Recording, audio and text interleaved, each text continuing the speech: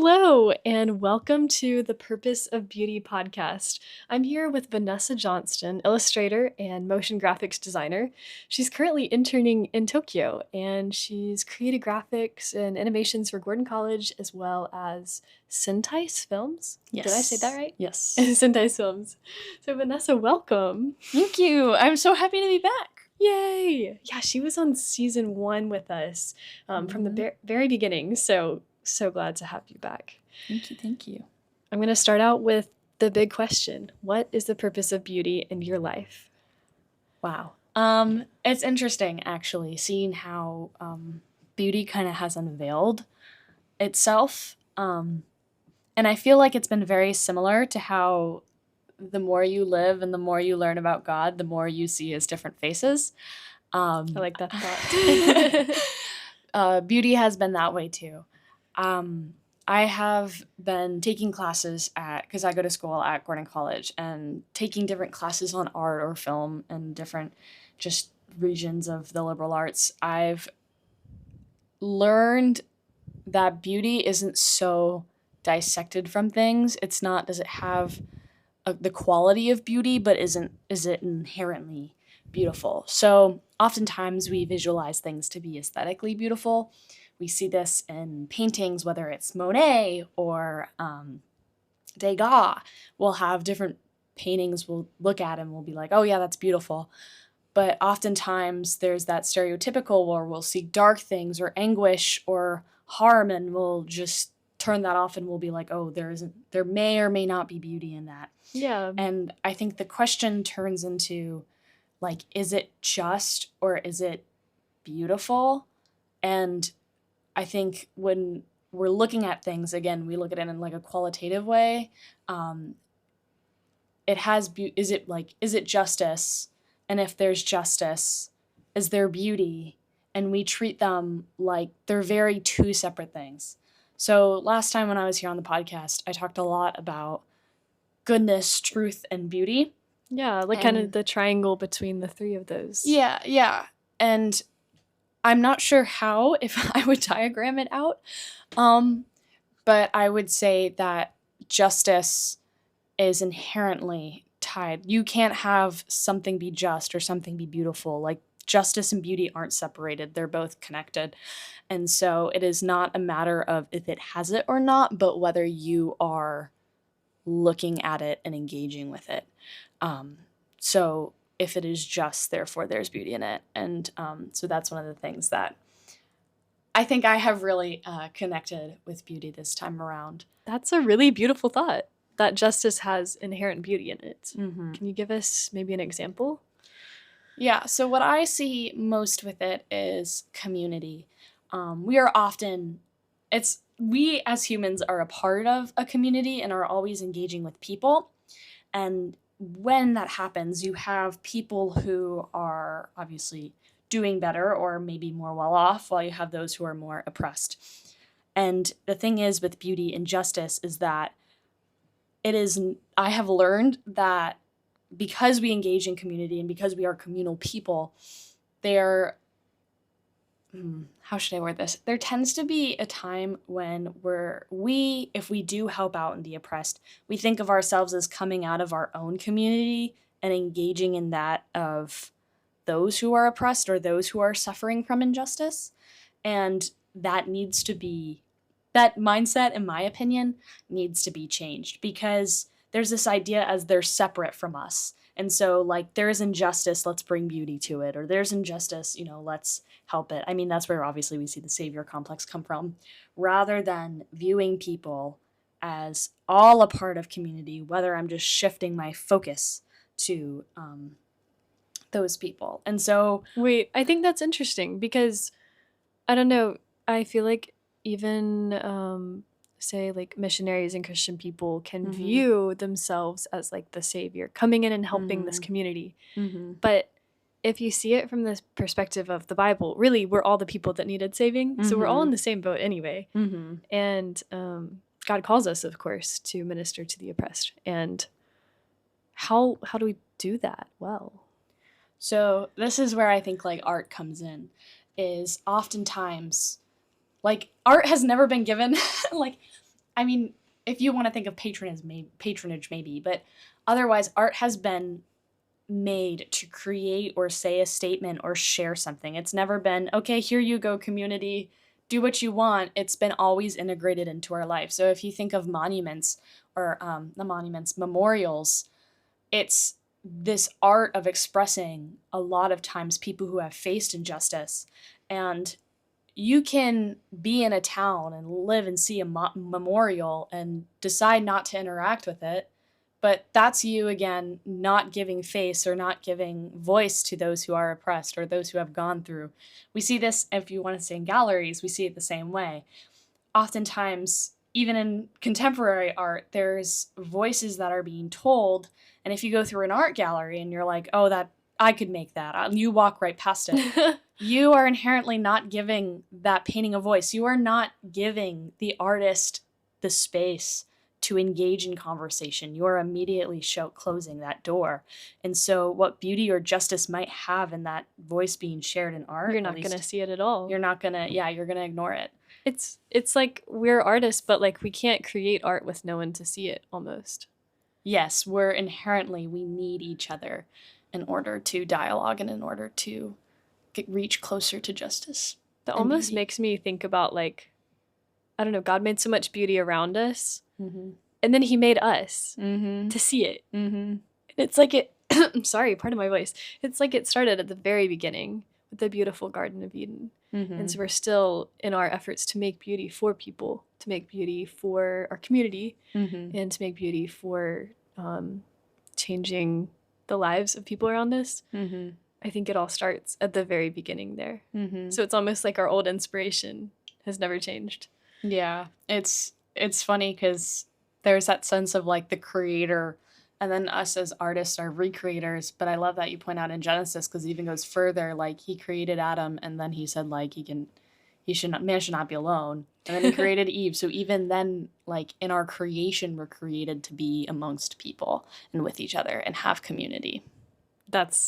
I love that thought. Thanks for sharing that with us. That's beautiful. How are you personally engaging with beauty in your community, especially right now as you're living in Tokyo, which is not your hometown, not your college town? How are you doing that? So currently, I am engaging in that through the art medium known as motion graphics animation or motion design. What does that look like? Basically, it's not your typical like cell animation that you'll see on your favorite movies. It is generally a squash and stretch and slide style of animation, often found in advertisements. That means nothing to me. I wish we could like give a visual example. Yeah, it's really hard to explain. I feel like my favorite examples are, if you're a Christian and you've seen Bible projects, that's the style of animation they often use. If you're here in Tokyo like I am, and if you watch the train TV, oftentimes you'll see advertisements, and that makes sense. That's their little animation. I feel like it's a little bit more simple and a little bit more like thoughtful. Like everything counts. Yes. Since there's less movement. Yes. If you want the technicals, it's keyframe style animation. Keyframe style animation. Shout out to Adobe After Effects. But it's interesting that you point out the word simplicity, because I would say how I engage with animation, or specifically motion graphics, is it's a medium that uses animation as a style of sharing complex information to people so that it's easier to process and easier to understand.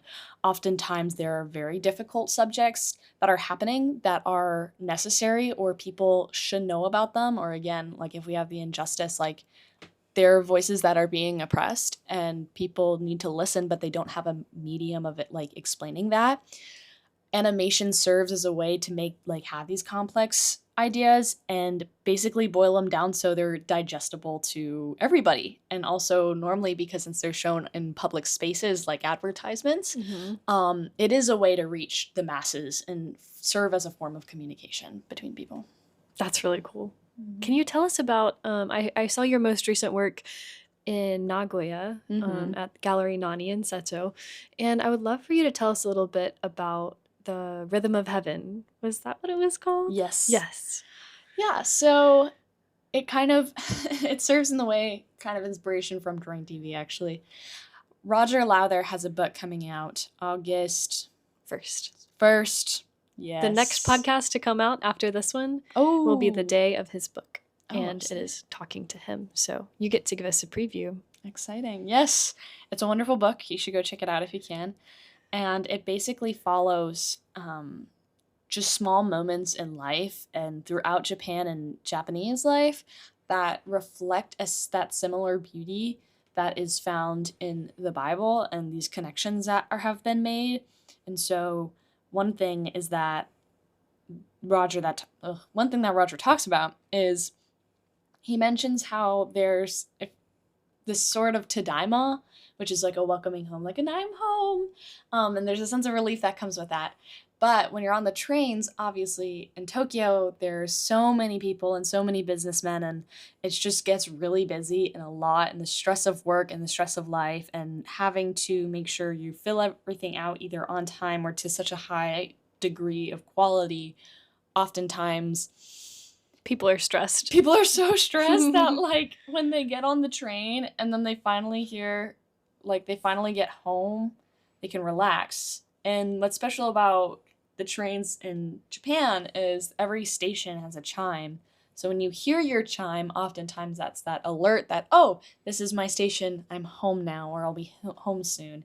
And so Roger relates that feeling of hearing that station chime to Tadaima, or even close to, from a Christian perspective, what it's going to be like to arrive in heaven. There's going to be this sense of just relief that you've worked hard and you've devoted your life, and now it is like calm and ultimately serves the Lord.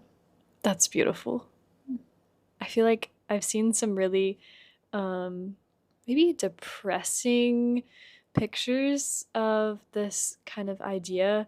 I don't know if you've ever walked around Tokyo in the morning, but every now and then you'll see like a pair of shoes by a bridge, meaning that someone has jumped. And they always take their shoes off because it's like, Tadaima, I'm going home. And that is absolutely like horrible. But in that case, Tadaima is not like a happy thing.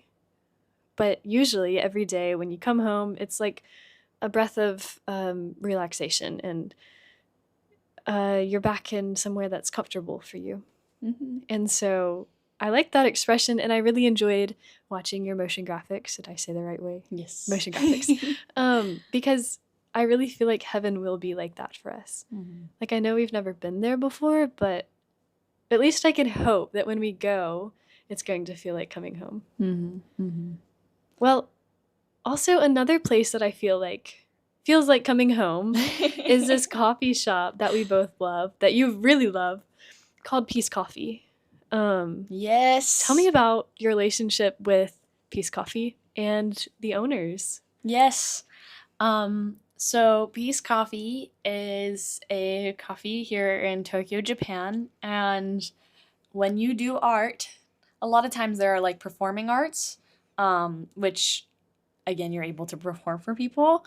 But a lot of times animation or motion graphics or illustration tends to be you're hiding in a room and doing it, and then people look at it for 5 seconds and they were like, oh, that's cool.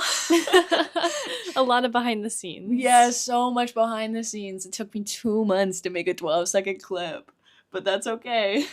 Well, it was wonderful. Thanks.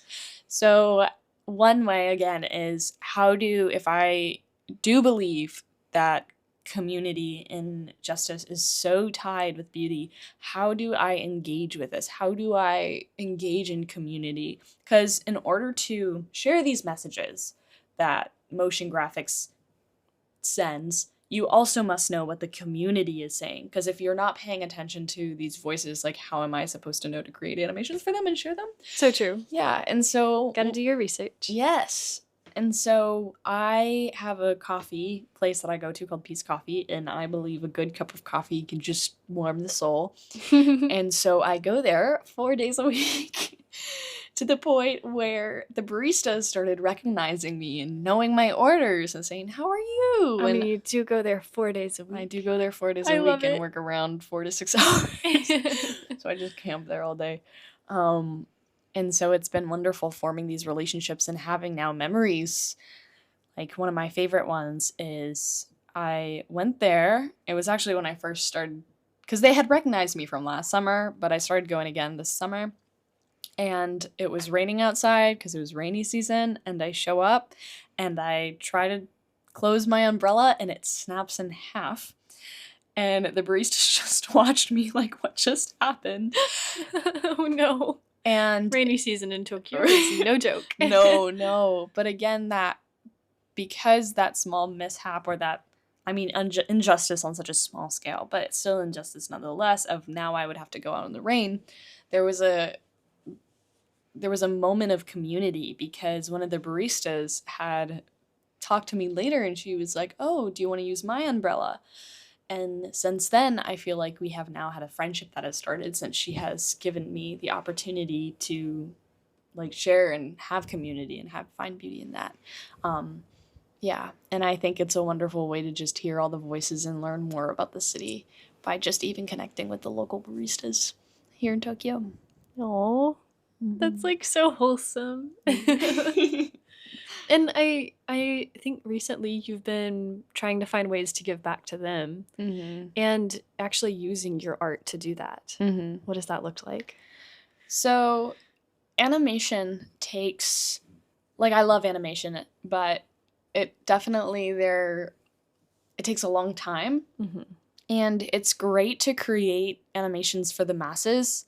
Individually, it's a little bit harder, at least for what my line of work is. So I also do illustrations. And so as a gift, I've been illustrating my favorite moments me and the baristas have had together and giving that to them and then writing a note and saying, thank you for being amazing and spending time with me and caring about me and having that space for me to join. So you made like cartoons of them? I did make little comics for them. That's like so adorable. Have you given it to them yet, or? Yes, I've given it to 2 of them. Okay. But I have yet to finish them. They're almost done, but I have to speed run it since I'm leaving to go back to the States tomorrow. So it's okay. We can speed run an illustration. I've done this for class. You got this. Well, little shout out to Peace Coffee Roasters for fueling us Americans in Japan. Not just Americans, but, we both like it, so. Well, that's another thing. I mean, I guess this is less of the art, but more of the beauty and injustice is oftentimes when you're a foreigner or feel foreign to whatever area you're in, it's hard to find spaces where you can feel welcomed. And that goes for all over the world. And I think for me, that was Peace Coffee. That was somewhere where I felt like I could be welcomed and at home and not judged. Or if I was judged in a good way, that can help better me as a person. But yeah, I think there's beauty in that and beauty in finding community and areas where they can help you grow and feel at home in places where you may innately not feel like it's your home yet. But. Yeah.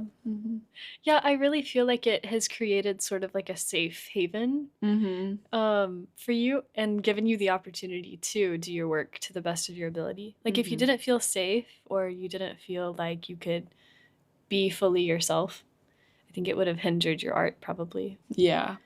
And that's another reason why I think like justice and beauty are just so connected, because if there isn't that justice and there isn't that sense of like community, then it's harder to see the beauty in it. So yeah, that's true. Well, I feel like another one of those places for you, which we talk about often, is Disney. Yes. And you love Disney, and especially Tokyo Disney, Tokyo Disneyland, Tokyo Disney Sea. I feel like personally, I appreciate it just because they do everything really well. Like as an artist and a ballerina, to go and see really good performers and see really well laid out, what's the word? Like building. Architecture? I was about to say choreography of buildings. That's not the right word, but you know what I mean.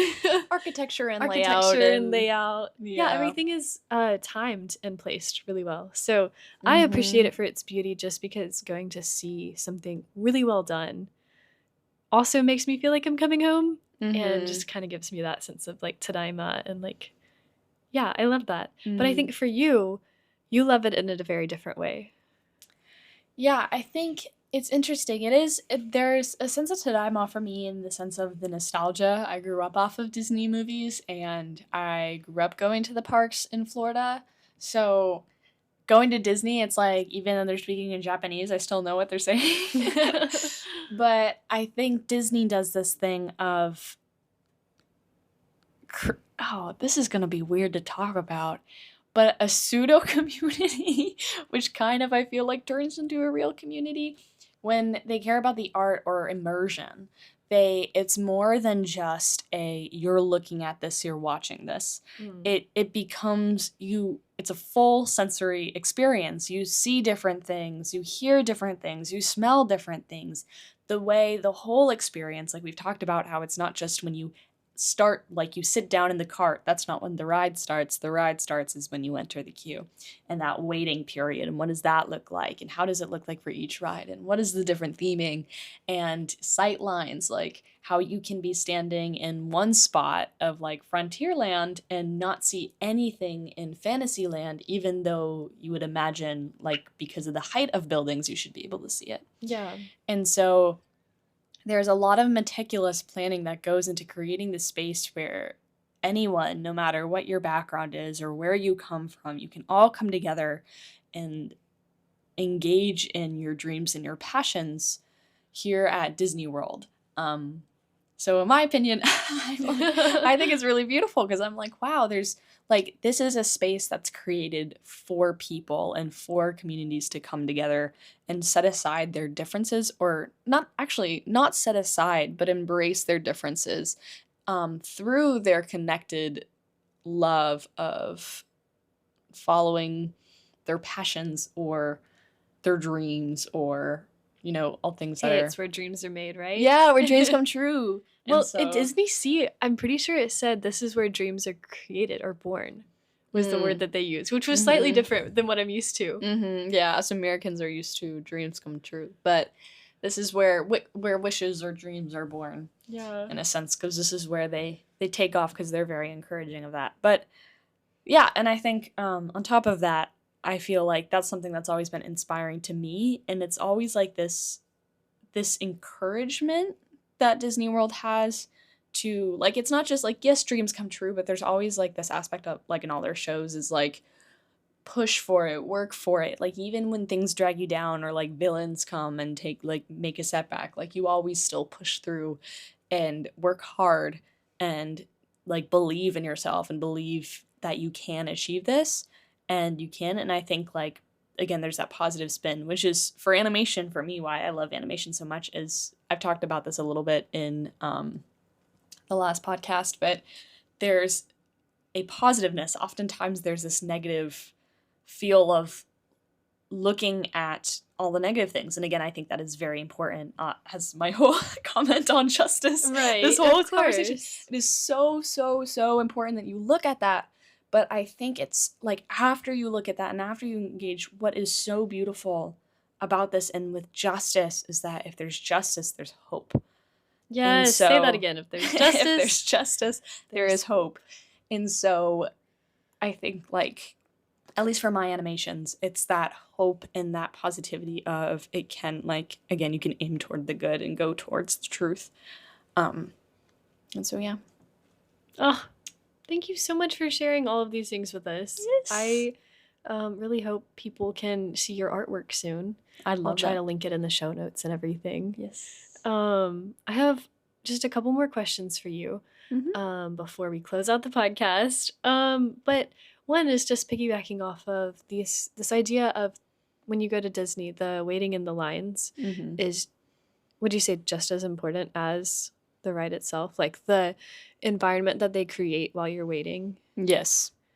Yeah, it's funny. I think I've been teased about this before, but people are like, there's like the little bit of, like, as Christians, or not as Christians, but as just people, you hear it's the journey, not the destination.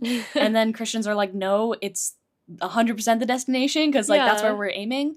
But really, I think it's a bit of both. Like, you have to go, the journey isn't like, oh, nothing happens, and then, oh, you enjoy a ride for like a minute and then you get off.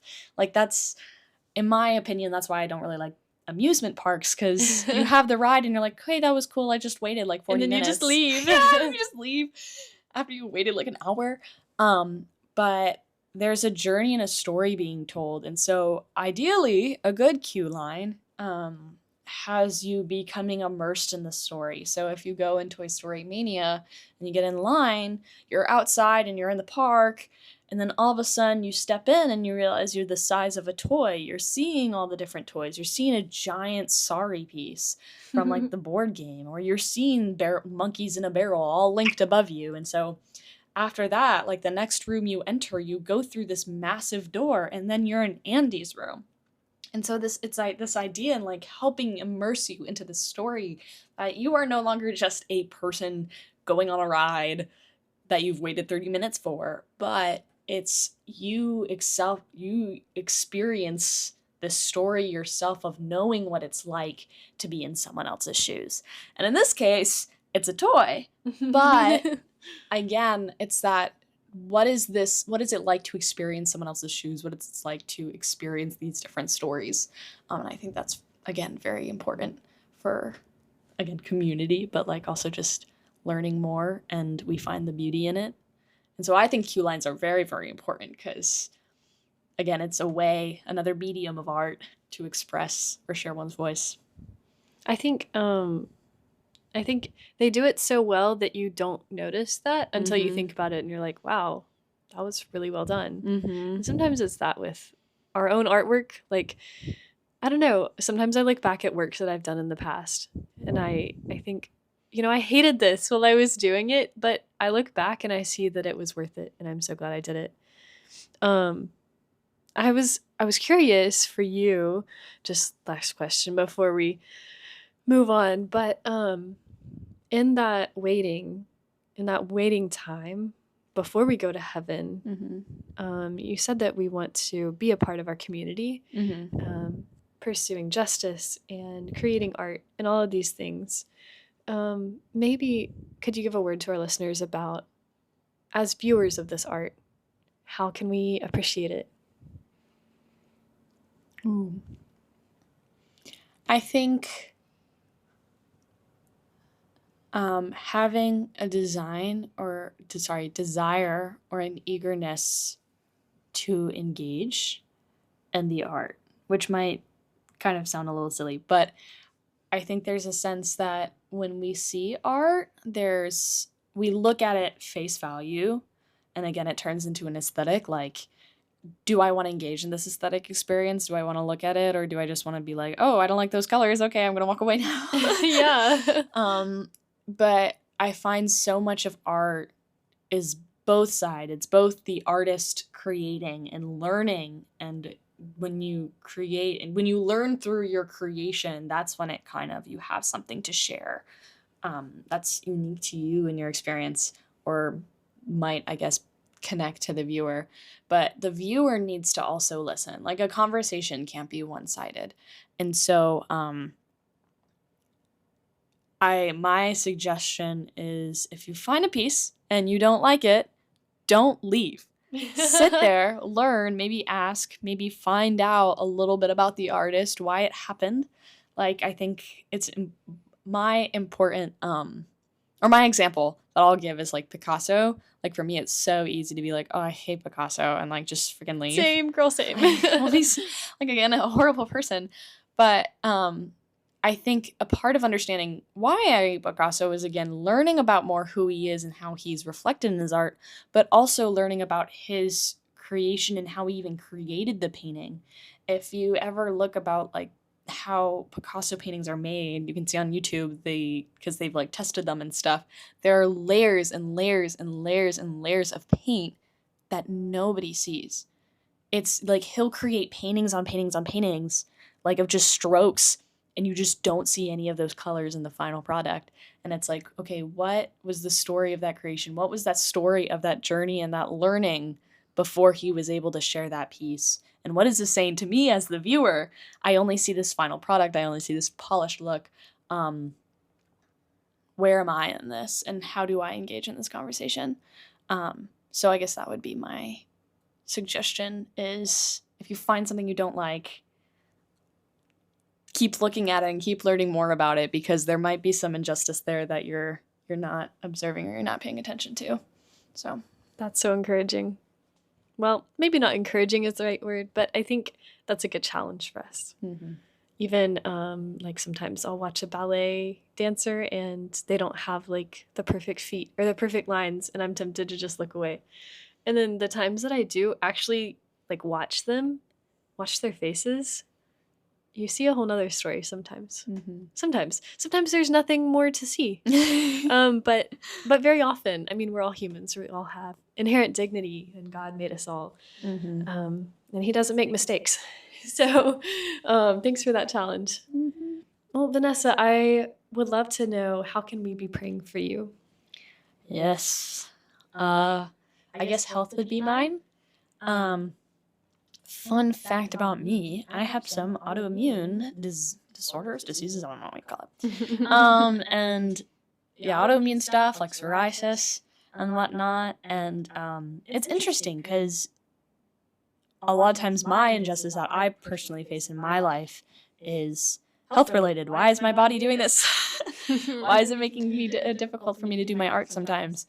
And I think, like, in a sense, learning how to navigate that and learning that my body is just more vocal about what it likes and dislikes compared to other people, and I'm very blessed for that. But I think the encouragement, or the prayers for the encouragement to continue listening to my body, and prayers for healing,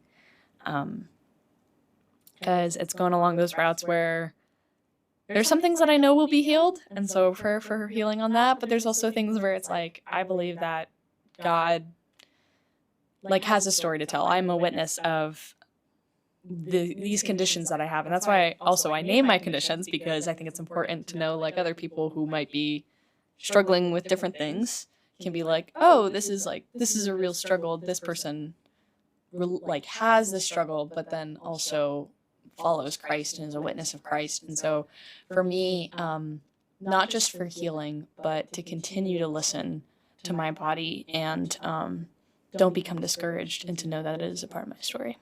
I will absolutely be praying, and hopefully our listeners will be praying as well. Thank you. Thank you. Well, we're about to close out this episode, but I'm going to close it out while you think of something to tell us. I'd love for you to give us just a piece of advice for our listeners. Maybe someone who's also dealing with health issues or another sort of struggle in their life and just needs some encouragement. What would you say to them? And while you think about it, I'm going to close out the podcast. Okay. Thank you all so much for listening. The point of this podcast is never to be famous or anything like that, just to encourage people who listen. So thank you so much for listening. We're so glad you're here. I hope this has encouraged you. And if you have any questions, feel free to reach out to us or go read your Bible. That's never a bad option. Well, thank you so much for listening, and I'm going to turn it over to Vanessa to close us out. Okay, this is going to be a little bit of a long one, but you gotta stick with me. I'm here for it. Going on a Disney, I would say my advice is to follow your dreams. And a dream is a wish your heart makes. And normally people think the heart is wicked above all else. That is a verse. But if your heart is set on God, then he will bring out the desires of the, like, how does the verse go? He will give you the desires of your heart. He will give you the desires of your heart, yes.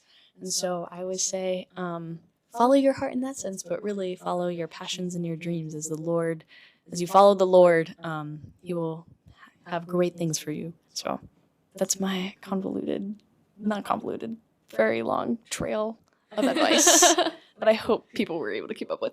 I feel like sometimes as Christians we're so hesitant to say follow your heart. Mm-hmm.